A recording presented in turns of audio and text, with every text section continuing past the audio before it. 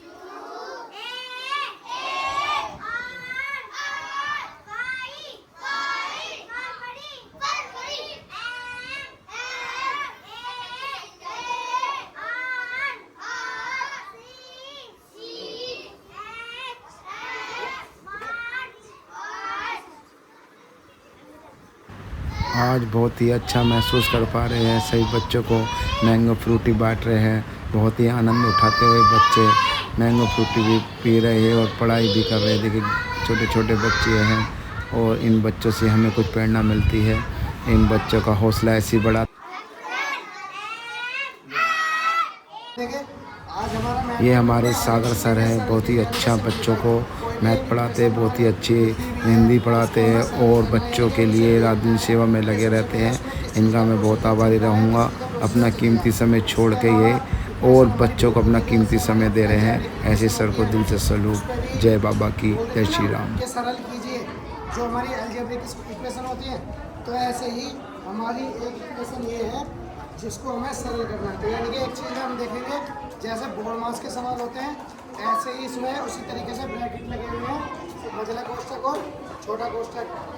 तो उसी तरीके से जैसा हमारा बोर्ड मास में होता है ऐसे ही हम इसको सॉल्व करके देखेंगे कि हमारा सिंप्लीफाई होता है या नहीं, यानी कि हम इसे सरल कर पाते हैं या नहीं। तो सबसे पहले जैसे हम बोर्ड मास में करते हैं तो उसकी सबसे पहले हम इस ब्रैकेट को ओपन करेंगे, यानी कि 40 प्लस 9 माइनस 5। अब एक चीज़ का ध्यान देंगे आप, 6 में से -4 करेंगे कितना होगा 2। 6 में से जब -4 करेंगे कितना होगा 2।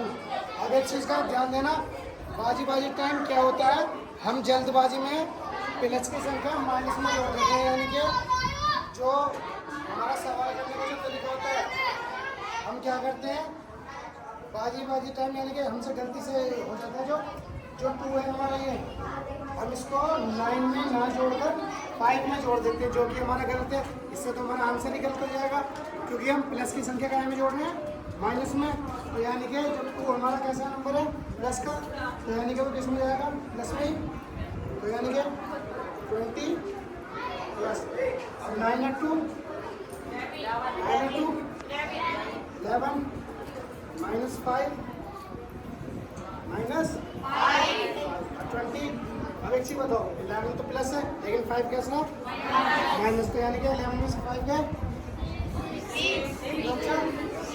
अब 20 और 6 26 जो क्या हमारा आंसर, यानी कि इसको हमने सिंप्लीफाई करा है एक बोर्ड मास के तरीके से। जो तरीका हम बोर्ड मास में लगाते हैं ना, सबसे पहले bracket divide open, bracket open divide multiply addition subtraction, यानी कि सबसे पहले जो हमारा ब्रैकेट होता है, सबसे पहले हम ब्रैकेट को ओपन करते हैं, चाहे उसका मान छोटा हो, रेखीय कोष्ठक हो, बड़ा कोष्ठक हो या मझला कोष्ठक। उसके बाद हम भाग करते हैं, भाग करने के बाद फिर हम गुणा करते हैं, गुणा करने के बाद फिर हम जोड़ते हैं, जोड़ने के बाद फिर हम घटाते हैं। इसके बाद हम जो प्रोसीजर होता है बोर्ड मास का, वो ही हमारा ऐसे होता है।